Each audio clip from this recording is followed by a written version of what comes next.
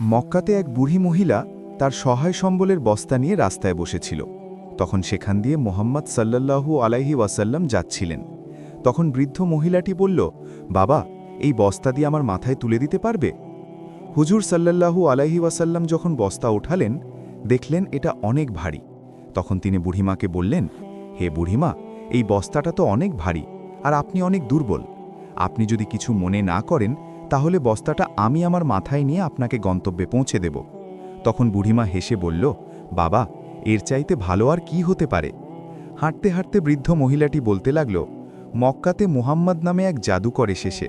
সে নিজেকে আল্লাহর রাসূল বলে দাবি করে, আমাদেরকে মূর্তি পূজা করতে নিষেধ করে।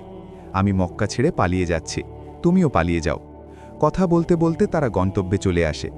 বুড়িমা জিজ্ঞাসা করল, হে বাবা, তোমার নাম কি? হুজুর সাল্লাল্লাহু আলাইহি ওয়াসাল্লাম বললেন, বুড়িমা, আপনি সারা রাস্তায় যার নিন্দা করেছেন, আমি সেই রাসূলুল্লাহ সাল্লাল্লাহু আলাইহি ওয়াসাল্লাম। বুড়িমা তার নুরানি চেহারার দিকে তাকিয়ে বললেন, তুমি কখনোই মিথ্যা বলতে পারো না। প্রিয় দর্শক, ভিডিওটা ভালো লাগলে কমেন্টে ভালো কিছু লিখে যান।